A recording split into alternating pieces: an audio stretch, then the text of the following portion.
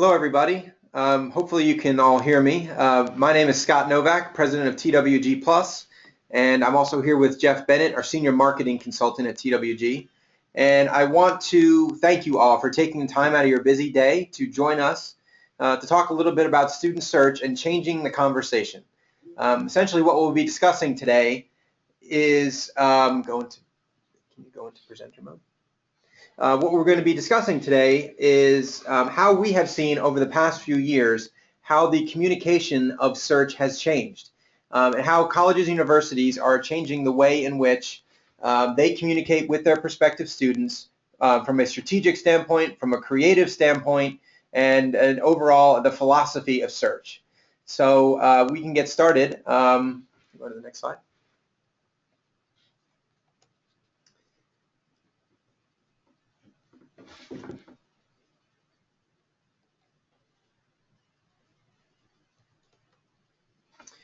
Okay, so as you can see here, we at TWG are very big fans of the show Mad Men.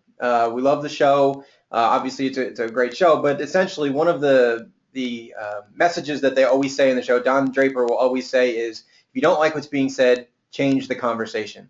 And so we changed that up a little bit and said, if you don't like what's being said about your institution, change the conversation. What we mean there is, it's not that what you're saying is wrong or is bad, but for student search in general, historically, student search is probably one of the least creative experiences for prospective students in communication.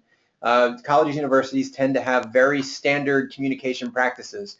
And our belief, and the data will support it, is that the more creative you are, the more strategic you are, and more chances you take in your messaging, the better the response rate, which ultimately increases your inquiries, your applications, and ultimately your deposits. So this presentation will really focus on this whole belief.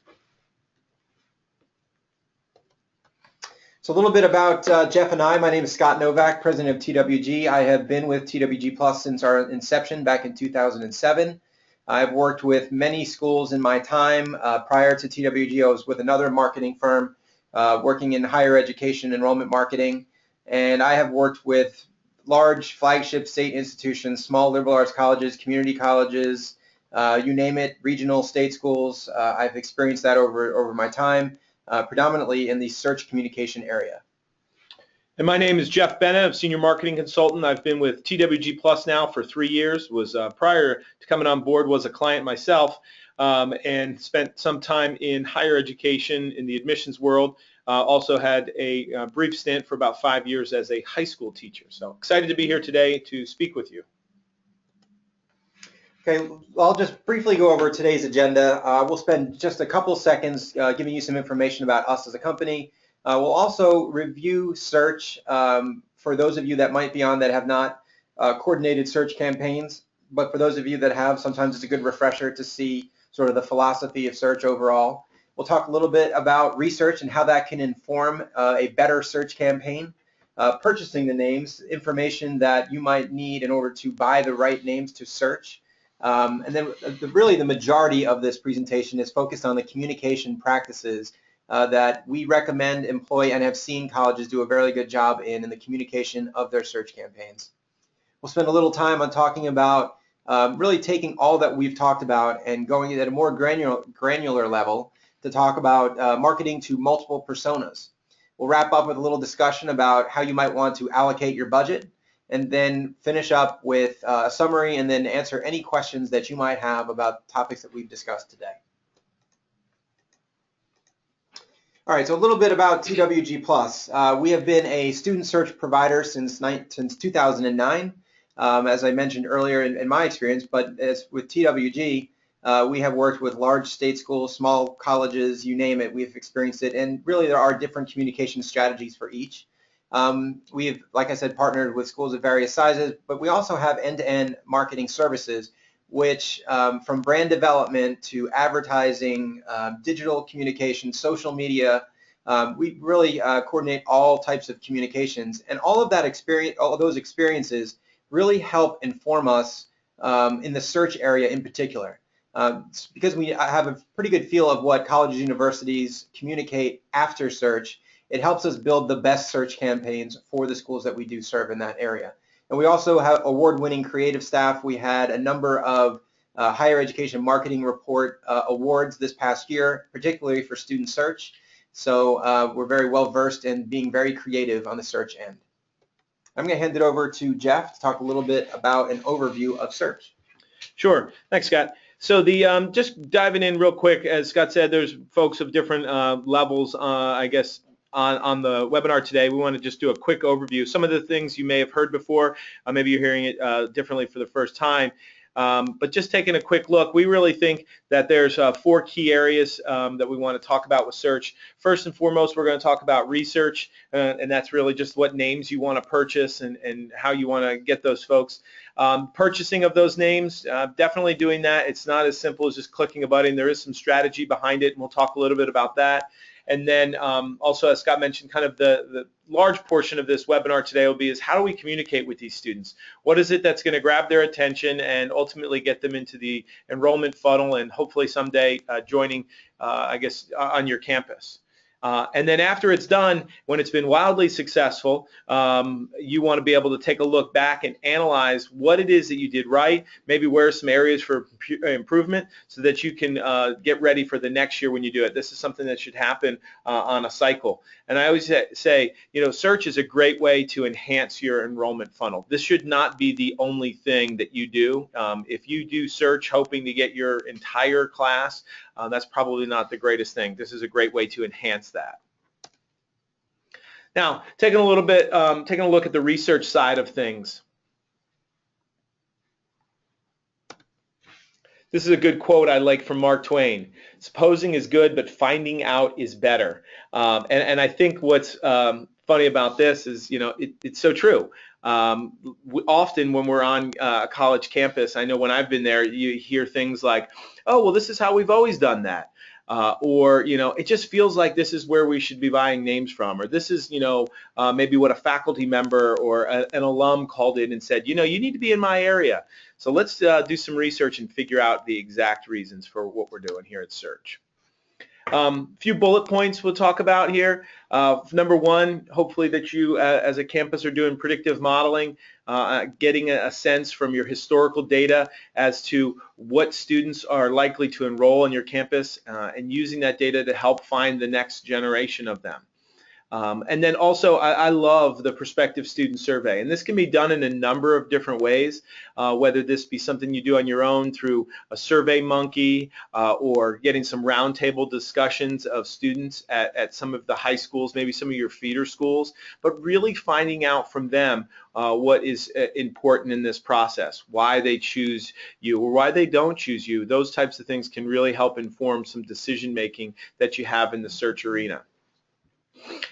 Third bullet point here is to clearly identify your enrollment goals. You know, and that may seem very simple. Okay, yeah, sure, Jeff, we know what our enrollment goals, but I'm talking about going a little bit further and really digging deep when you're looking at search. For example, if you're at an institution that wants to bring in a freshman class of 750 students, do you know where those 750 students are coming from?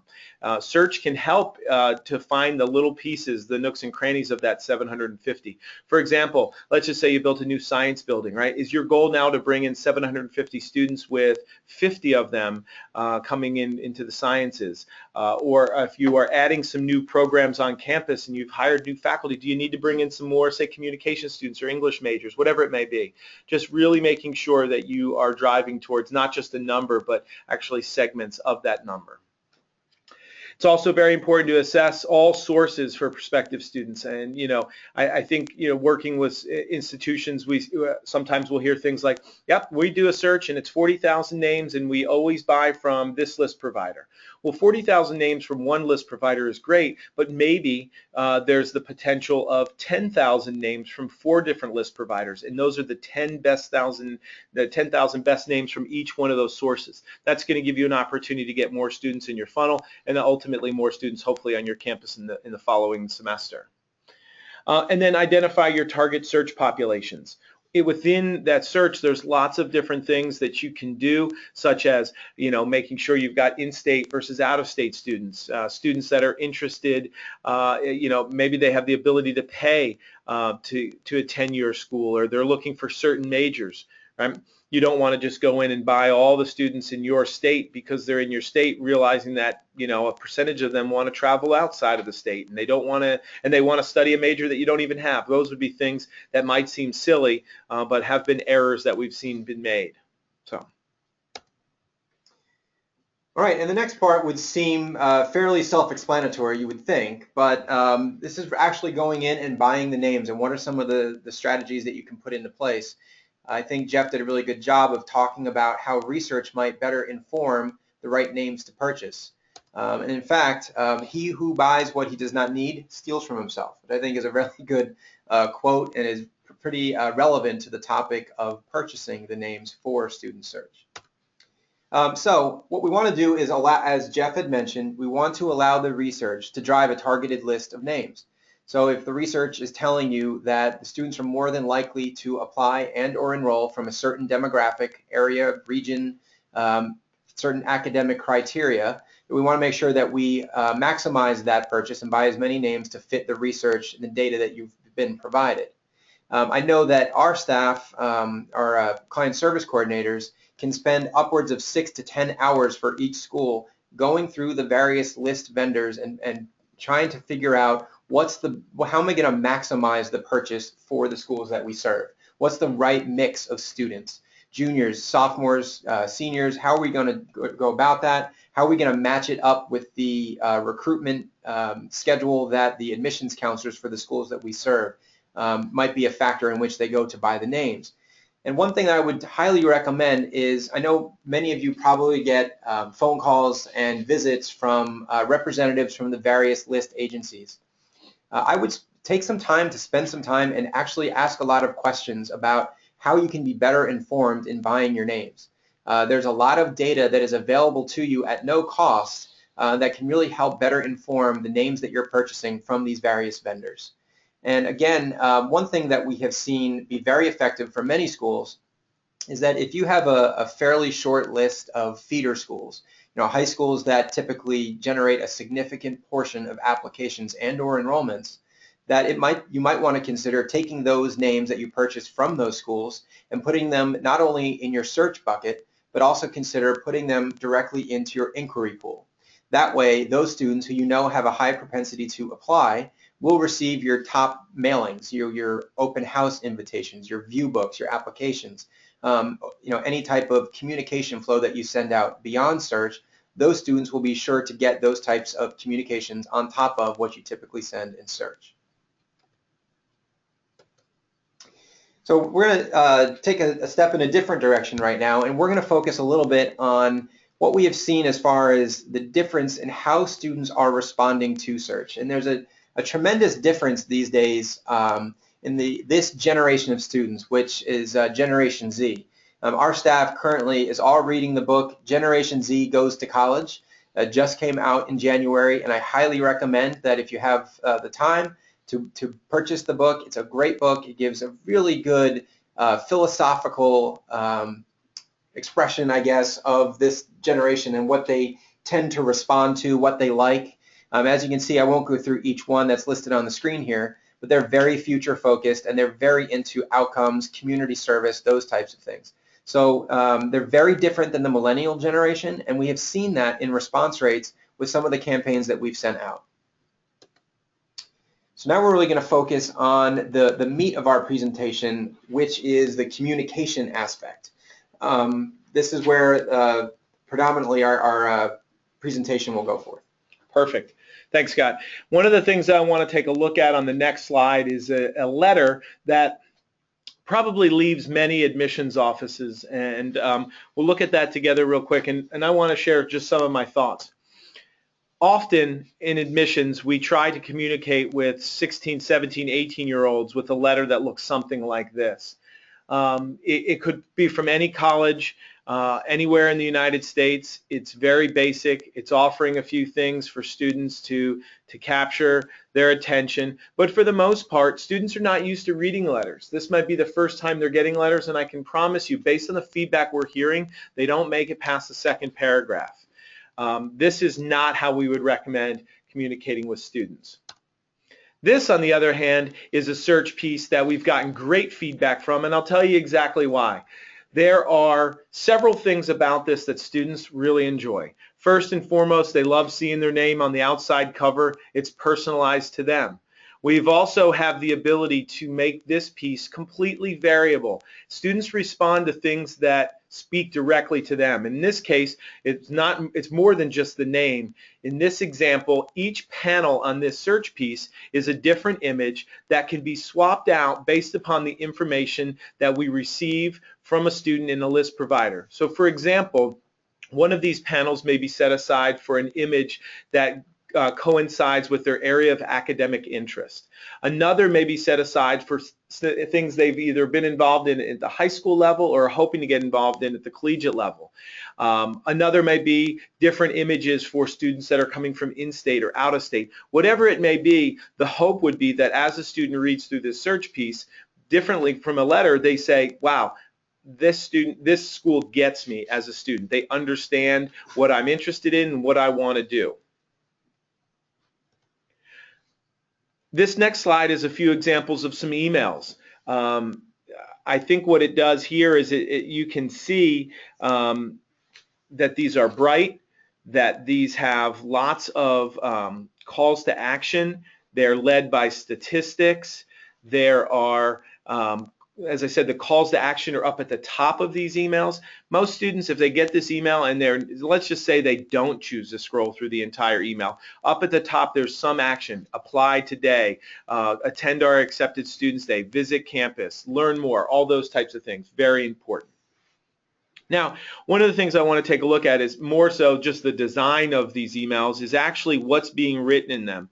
And we've just brought in our lead copywriter here, Brent Hill, and he's going to kind of walk us through two different versions of an email that you might see. One that is very similar to, I guess, email that's been out there, and then two, kind of his version of maybe changing that a little bit. So I'm going to turn it over to Brent and let him read these. But before, I want him just to introduce himself and talk a little bit about who he is and what he does here at TWG. Hey, hello all. Listen, I was an English teacher for 15 years. I spent day in and day out with students, and I came to understand something. Number one, they smell fear. And if you're not being, if you're not being real with them, they will let you know it and they will shut down on you. It's no different when they receive an email or a letter. Gen Z, this particular generation, has grown up and they've been marketed to since birth, and so they're very skeptical of clicking on things because they're afraid they're going to end up on a list and get more stuff. So it's really important that we're authentic and conversational with them, and it's also very important that we talk about them to them, right? And one of the things we really try to work hard here on is avoiding cliches, the ideas of giving them information about faculty facts and class sizes and individual attention. The reason we try to avoid that is because everyone is really saying that. Another thing too is subject lines are key when you're talking about emails. You want to be provocative, a little bit provocative, a little edgy. I mean, if you take a moment to just kind of look at your inbox on your phone, which is where most of these kids are reading this, you'll notice that most subject lines have anywhere from probably around 40 characters in the subject line, and then you're able to see the first sentence of the email. So you want to make sure that you're pulling them in immediately with a provocative, at least 35 characters long, so that they can read more of it as they click into it. You also want to test out some of these emails on current students that you guys have that are hanging around the admissions office, that are your tour guides. As you guys are writing these emails, you may want to consider just reading them to some of the current students you have and getting their reaction to them. You need to be excited about this stuff, and because the kids are excited. This is a huge moment for them when they're getting these emails, and you want to draw them in immediately. So we're gonna look at one email that's an actual email that a student received, and then we're gonna change the conversation a little bit on it. All right, so go ahead, Jeff. Perfect. Yeah, and as Brent mentioned, these are students are mostly looking at these on their phone or some sort of mobile device, and so from a design standpoint, we want that to be something that you think about, and also then here from a copy standpoint. So we'll look at these together.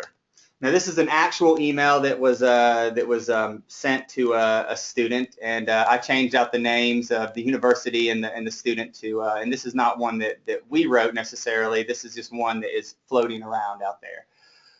And I'm going to do a dramatic reading of it. Is this your email address? Dear Scott Novak, I'm trying to get in touch with Scott Novak. Is this the correct email address? Please let me know. A talented student like you, Scott Novak, is someone whom I'm eager to speak about Generic University in Acme, Oklahoma.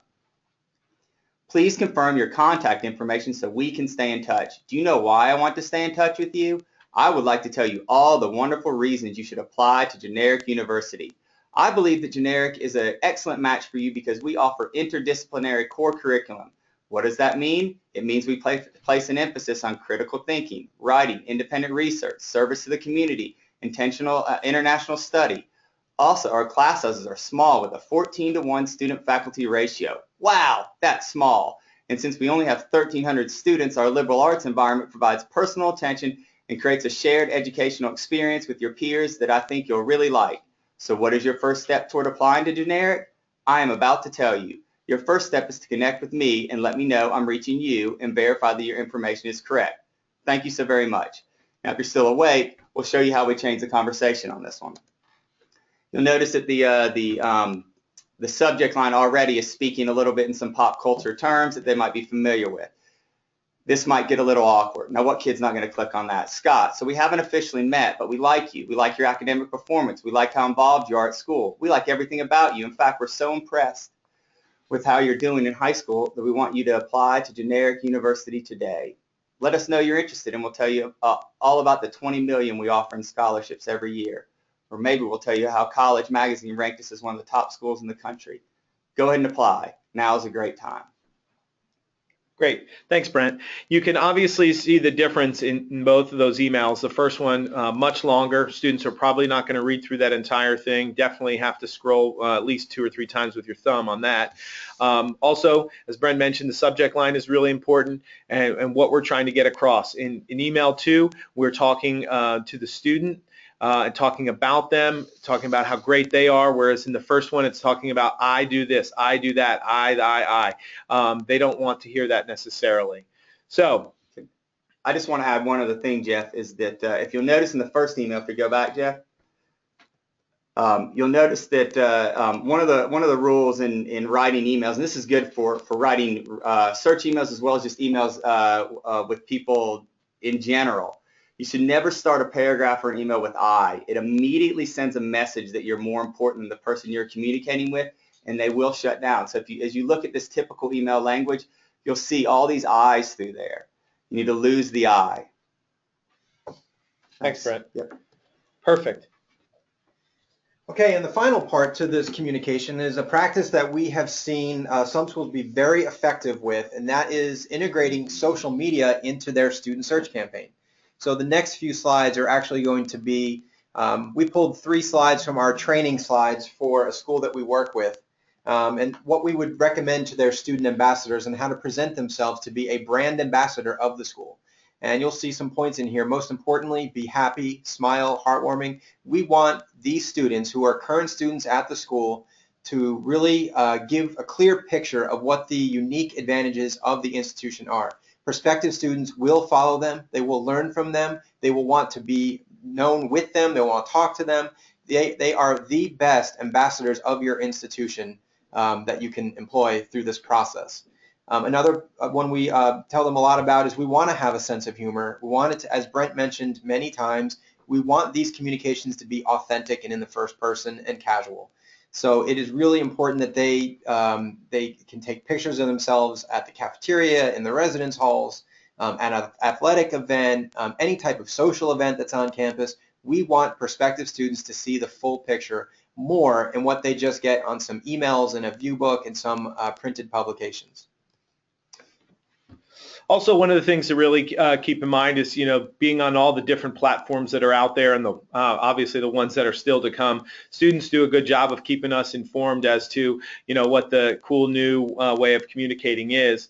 I think it's also important to share with students and really anybody on your campus to know that the communication that you're creating today might be very relevant today, but that students are going to go back and look at that for a long time to come. So some of these hashtags that are out there, students have told us in many different sessions, the roundtables that we have, that the first place they go is to social media. So they're going to jump on Twitter, they're going to jump on Facebook, they're going to take a look back historically at kind of what is it like to really be a student at that institution. And so know that the conversations we have today are going to impact the recruitment of students, in months from now. I'd also like to point out too with social media, I know we have some of our digital strategists that are probably listening in, and they constantly tell us and they tell our clients content and posting is important, but listening and responding is more important. So make sure that you put strategies in place that you can monitor any type of discussions that are happening out about there and have a strategy in place to respond quickly, efficiently, and to being clear to what you're trying to respond to. That's great. Okay, so the last piece of this is something that has really become more prevalent with student search campaigns within the last year even. This is digital advertising, digital marketing, the 360 experience. I won't go through each one of the bullet points, but essentially there are 3 different ways in which we can coordinate this. One is through IP targeting, which is where you're targeting a home, an IP address at a home, but your ads could be seen by not only the student, but also the parents or anyone that in the home. You probably are already doing remarketing or site retargeting for people that visit your website with advertisements. But what's most important, particularly with a student search campaign, is engaging in CRM onboarding, which is essentially where we can take the list of students and attach advertisements based on their email address. And you can even become very targeted with those advertisements based on the information that you have about the student. So it's a great way to enhance your student search campaigns by not just sending paper, mail, and email, but also integrating digital advertising as well into the mix.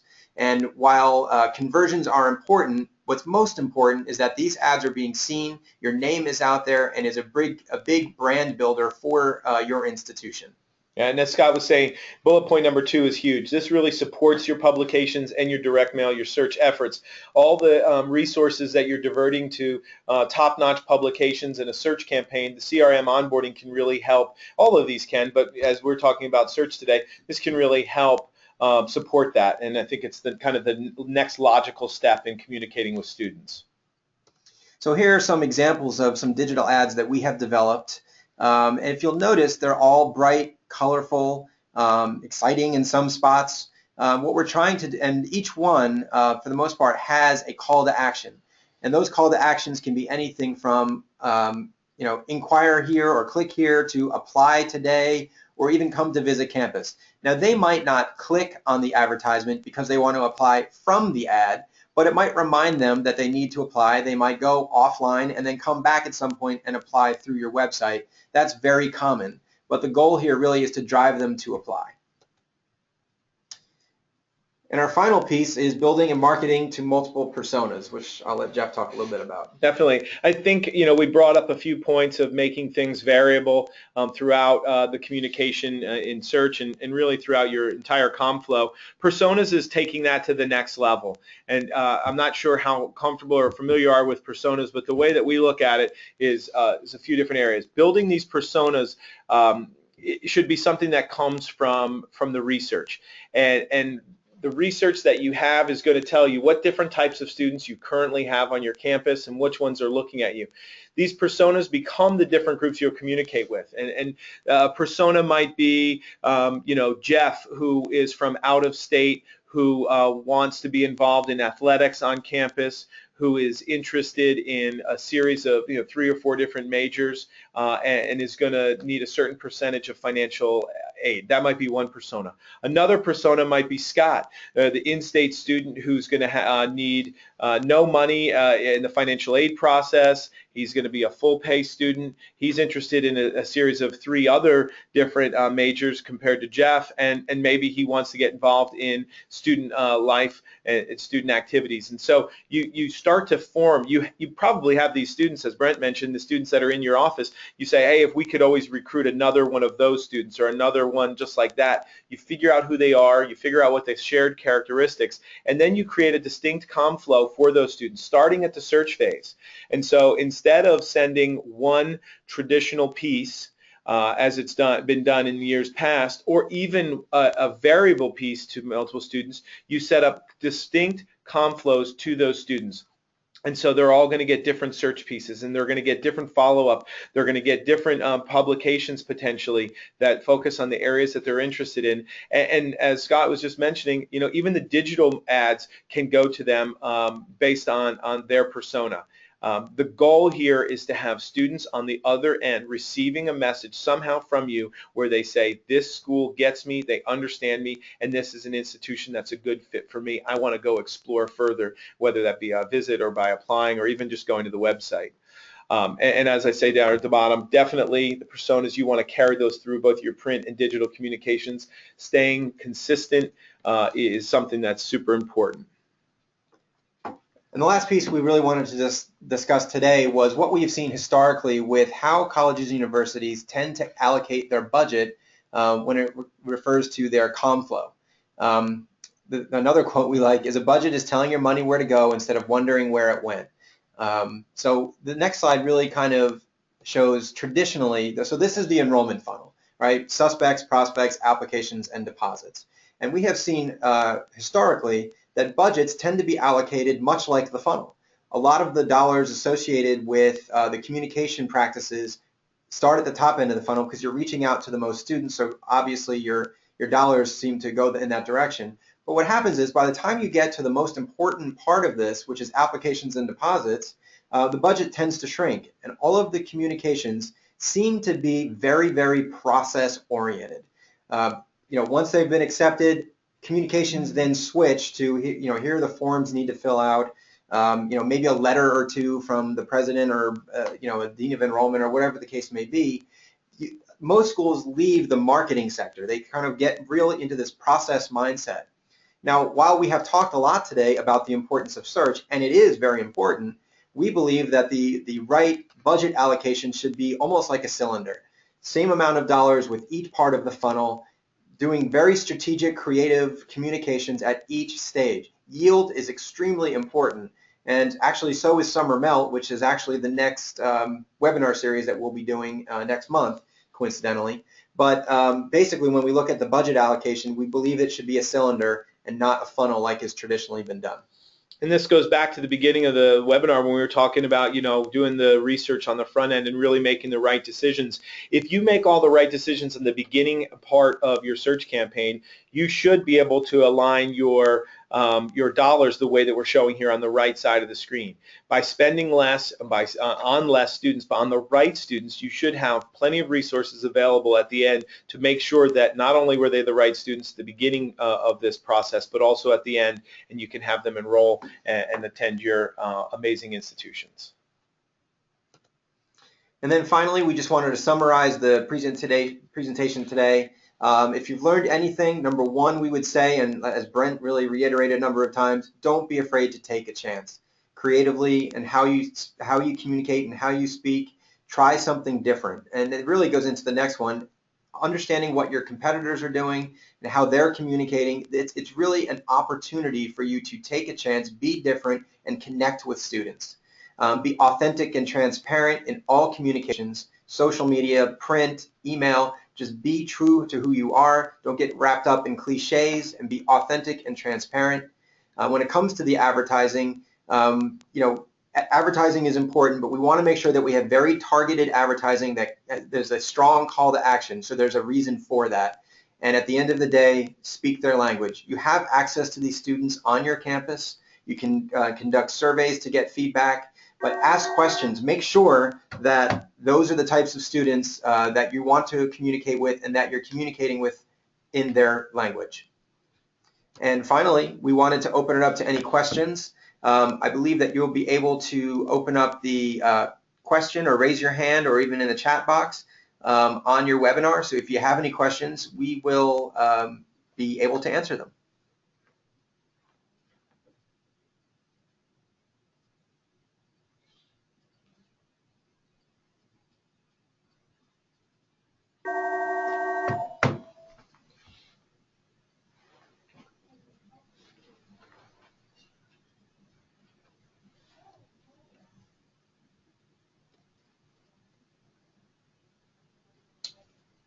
Any questions? Oh, there's one. Do you see this? Okay, the question was, do you see the cylinder of money allocated changing? Well,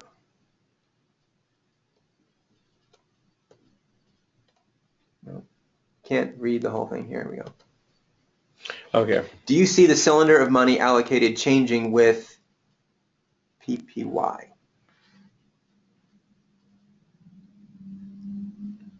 I'm assuming you mean pay-per-click advertising.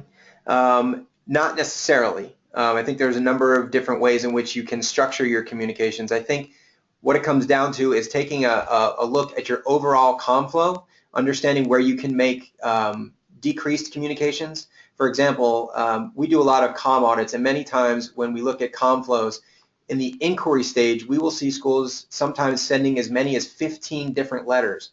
Now, the letters themselves don't cost all that much, but you have to think about postage and printing and the coordination of all of that, that maybe you can knock off 7 letters and take those dollars and create some type of pay-per-click advertising campaign. Can this work for community colleges? And the answer is absolutely yes. We do have a number of schools that we work with in the community college area. And in fact, those communication practices are very targeted because we know that there's a certain geographic outreach that you may be limited to, which makes the allocation of dollars that much more affordable. So yes, that it absolutely can work for community colleges. Anything else?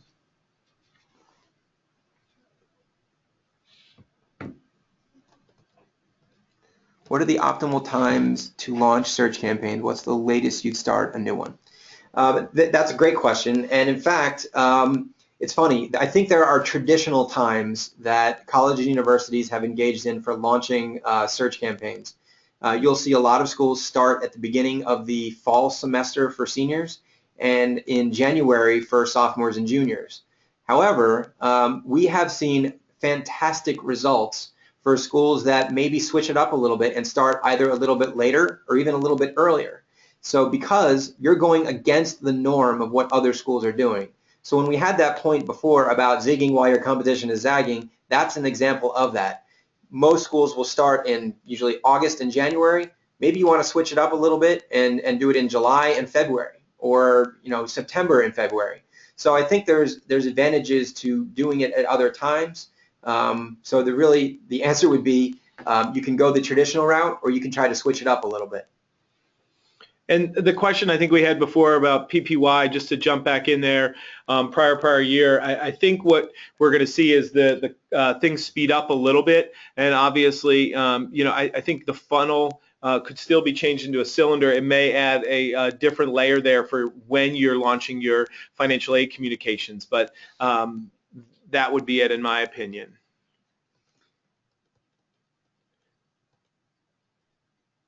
Another question here, how do you integrate social media and search? That sounds like a lot of coordination.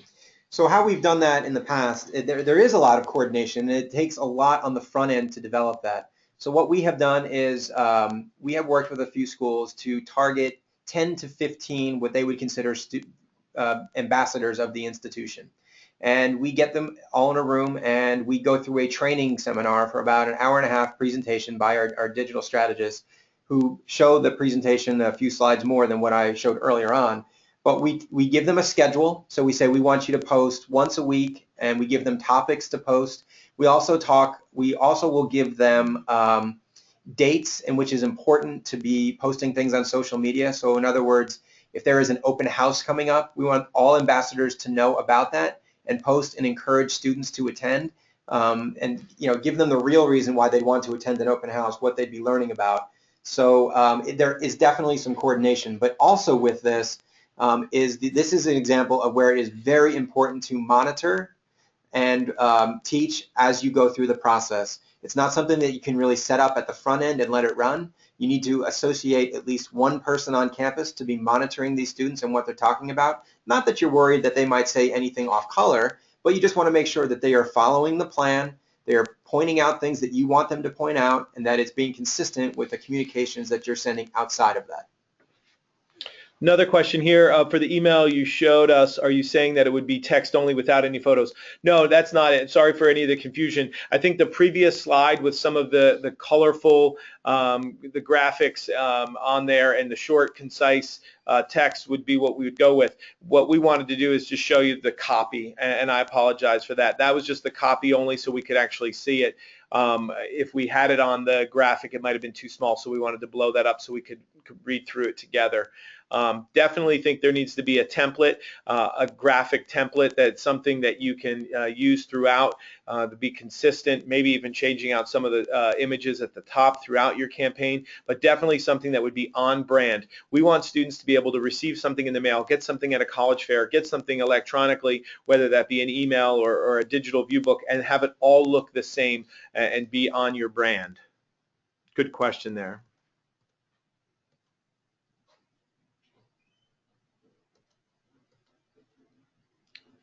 How can we do this to reinforce decisions after the search process? All right, so I guess the question is, how can we use these different types of communication to reinforce messaging after search? I think that there's opportunities, whether it's a kind of like a search 2.0, maybe a non-responder campaign going back. If you're going to invest the money in purchasing the names of these students and maybe they didn't respond the first time, maybe there's a different creative way that you can go about that in the spring, one last attempt to communicate with them. I also say that search is almost like an online focus group. The information that we learn from student tendencies and responses from search is gold for us when we are developing communications after search. So if you know that an email that you sent on a certain topic responds really well, that's something you need to inform your students more about later on in the communication funnel. Okay, and we're going to take one last one here. It's how do you create great subject lines? A/B testing. Yeah, we definitely will test emails. One of the things we do is we'll test different subject lines. We can even test the time at which the email is deployed, the day in which the email is deployed, all those different types of things. And that gets back to one of the points we made earlier, is at the end of a campaign, you want to take all the data and figure out what it is that you can do to make your next search campaign even stronger. And so if it's certain subject lines did better, then you can go into the next year knowing that this is the one we want to use, maybe even introducing something else in the next year, certain days and times, all that type of stuff is very important. We actually sent a test, what was it, Brent, last week. We worked with a school that was hesitant to send more of a relaxed tone type email communication, but they wanted to at least test it. So we did that for the first time with them, and actually the email opened at about 4% higher and clicked through about 2% better than the standard email that they had been sending for years. So I think finally they got some data to say, you know what, this is actually working. We need to do more of this. Well, thank you all so much. Next slide, I think we have one last thing we wanted to mention was that next month we will have our next webinar series, which is on Summer Melt, keep summer melt frozen, and that will be led by our senior marketing consultant, Nathan Alexander. We hope to see you on that day, and if you guys have any questions at all, if you want to reach out to Jeff or I, our information is listed here. We would welcome any questions you have, any conversations you want to have, and we hope that you were able to learn something today, take one piece of what we talked about back to your work, and improve your search campaigns and change the conversation. Thank you. Thank you.